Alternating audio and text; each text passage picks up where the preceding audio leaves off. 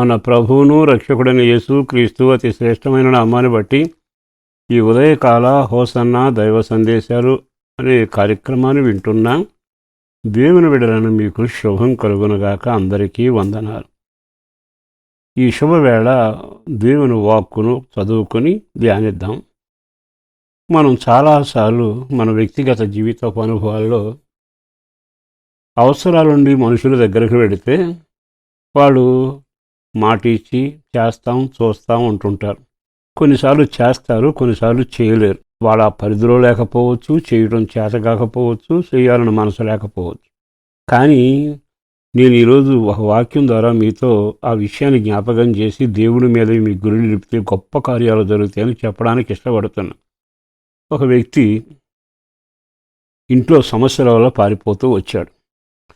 ఇంట్లో ఉన్న పరిస్థితి అన్నదమ్ములకు సఖ్యత లేక సరే మేనమామ గారింటికి వెళ్ళి అక్కడ బ్రతకమని తల్లి చెబితే అతగాడు నెమ్మదిగా చేతికర్రను తీసుకుని బయలుదేరి వెళ్ళాడు. వెళ్ళిన తర్వాత ఒక అరణ్యంలో ప్రయాణం చేస్తూ మధ్యలోకి వచ్చి ఆగిపోయాడు. చీకటి పడ్డాక ప్రయాణమేమో సాగదు. అదేమో అరణ్య ప్రదేశం. ఒక పక్కన ఇంటి సమస్యలు, మరో పక్కన చీకటి, మరో పక్కన ఒంటరితనం, అందులోనూ అరణ్యం. ఇవన్నీ అతను చోటు చేసుకుంటే గుండెలు వాదుకుంటూ అయ్యో నా పరిస్థితి అయిపోయిందంటూ ఏం చేయలేక పరిస్థితుల్ని అధిగమించే ప్రయత్నం చేసి తన వల్ల కాదని చెప్పి ఒక రాయి తీసుకుని అక్కడే అరణ్యంలో ఆ రాతిని తలగడగా చేసుకుని నిద్రపోయాడు. అతగాడు అలా నిద్రపోతూ ఉండగా గుండెల నిండా భయం, ఇంటి నిండా సమస్యలు, చుట్టూ చీకటి, అందులో తోడు లేని జీవితం, ఒంటరి పయనం, అది కూడా అరణ్యం. అలాంటి పరిస్థితి ఎలా ఉంటుందో ఊహించండి. కొన్నిసార్లు మన జీవితాలలో కూడా ఇట్లాంటి పరిస్థితులు ఎదురవుతాయి. అందరూ ఉన్నట్టే ఉంటారు, ఇంట్లో ఉన్నట్టే ఉంటాం, కానీ నెమ్మది ఉండదు, సమాధానం ఉండదు, సంతోషం ఉండదు, భయం, ఆందోళన, రేపేమవుతుంది అని కలవరం చేత మనం కూడా చాలాసార్లు ఇబ్బందులు పడుతూనే ఉంటాం. కానీ నా దేవుడు ఎవరో తెలుసా? నువ్వు ఎక్కడున్నా గమనిస్తాడు, ఎట్లా ఉన్నా గమనిస్తాడు. నువ్వు ఒంటరిగా ఉన్నా, చీకట్లో ఉన్నా, భయంతో ఉన్నా, ఆతృతతో ఆందోళనతో ఉన్నా నా దేవుడు నిన్ను గమనిస్తాడు. ఆ రాత్రి నెమ్మదిగా ఆ పడుకున్న వాని దగ్గరికి ఆకాశం నుండి ఒక నిచ్చెన వేసి అక్కడి నుంచి మాట్లాడటం మొదలుపెట్టాడు. ఇతడు కల చూస్తుండగా దేవుని దూతలు ఎక్కుతూ దిగుతూ ఎక్కుతూ దిగుతూ ఉండడం, అదంతా వెలుగుమయమైంది. కానీ నిద్రావస్థలో ఉన్నాడు. పైనుండి దేవుడు చక్కగా మాట్లాడుతూ యాకోబు అని పిలిచాడు. ఆహా, ఆ పిలుపు వినగానే ఇతనికి ఎలా అనిపించుంటుంది? యాకోబు భయపడబాకు, యాకోబు ఆందోళన చెందబాకు, నేను నీకు దేవుడను వెతుకుంటూ నేనే నీ కొరకొచ్చా. భయపడక నువ్వు పడుకున్న స్థలాన్ని నీ ప్రజలకు, నీ పిల్లలకి ఇస్తా. నిన్ను దీవిస్తాను, ఆశీర్వదిస్తాను. నువ్వు వెళ్ళు మార్గంలో తోడై ఉంటాను. మాటిస్తున్నాను, ఈ భూమంతా నీకిచ్చి నేను గొప్పవాడిగా చేసేంత వరకు ఈ చెయ్యి నేను విడవను అన్నాడు.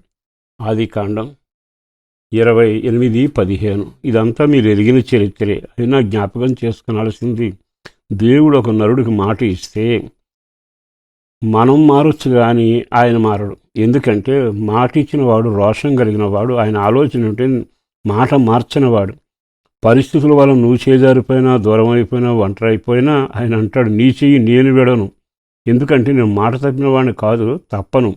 కనుక నువ్వు దారి తప్పినా, విరోధంగా నడిచినా, దగ్గరకు వచ్చినా, మోసం చేసిన, ఏం చేసినా మాట ఇచ్చాను నేను, మాట కొరకు నేను నిలబెడతాను అని చెయ్యి పట్టుకుని విడవకుండా మాటను నెరవేర్చాడు. ఈ మాటలు వింటున్న తర్వాత నీ జీవితంలో ఇంతగా మాట ఇచ్చి నెరవేర్చే దేవుడు ఎవరైనా ఉన్నారా? అయిన వాళ్ళని చూసావు, తెలిసిన వాళ్ళని చూసావు, పరిస్థితులను చూసావు, అంతా అయిపోయిందిగా. ఈ ఒక్క దేవుడు సజీవుడు, సమర్థుడు. నీ ఒక్కసారి ఆయన వైపు తిరగగలిగితే ఇంట్లో అల్లకల్లోలమైన, గుండెలో భయమైన, చుట్టూ చీకటైన, ఒంటరితనమైన, అరణ్య ప్రదేశమైన, అవస్థల కూటమైన కంగారు ఏం పడవాకు. ఈరోజు నీవు ఆయన వైపు చూడగలిగితే ఆయన అంటాడు, నేను మాట ఇచ్చాను, మాట నెరవేరేందుకు నీ చెయ్యి నేను విడను. నీ పని నేను పూర్తి చేసి మాటిచ్చిన దేవుడు నెరవేర్చాడు అన్న తర్వాతనే ఏదైనా ఆలోచిస్తా. ఎంత బాగుందండి! అట్టి దేవుడు నీకు దేవుడై ఉంటే, మనకు దేవుడై ఉంటే అసలు ఆశ్చర్యకరమైన జీవితమే కదా. ఇంతవరకు భయం, ఆందోళన, కలవరం ఏమవుతుందని అస్తవ్యస్తమైన నీ జీవితంలో దిగులు పడుతున్న నిద్రలేక ఉన్నావు కదా, ఇదిగో ఈరోజు అద్భుతం జరగబోతుంది.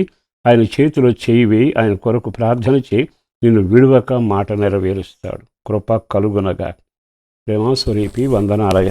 మరొకసారి ఈ బిడ్డల కొరకు ప్రార్థన చేస్తుండగా కలవరాలతో ఉన్న కుటుంబాలను దర్శించి మేలు చేసి దీవించండి. రెక్కల నీడలో భద్రపరచండి, క్షేమాన్ని కలుగు చేయండి. ఆందోళన ప్రశాంతత లేక అల్లాడిపోతూ ఆందోళన చేత వేదన చేత కలవరపడుతున్న బిడ్డలను దర్శించి ఈరోజు మేలు చేయండి. పిల్లల భవిష్యత్తు, చదువులు, ఉద్యోగాలు, ఆరోగ్యం, ఐక్యత, ఆనందం, అన్నిటికంటే రక్షణ భాగ్యం, నెమ్మది, క్షేమం బిడ్డలు అనుభవించాలి. నీ చేతిని చాపి వాడిని పట్టుకొని నడిపించి నీ రాకడ కొరకు సిద్ధపరచుమని, మేలుతో తృప్తిపరచుమని యేసు శక్తి కలిగిన నామాన్న ప్రార్థన చేసి విన్నవించి వేడుచున్నాము తండ్రి. ఆమేన్.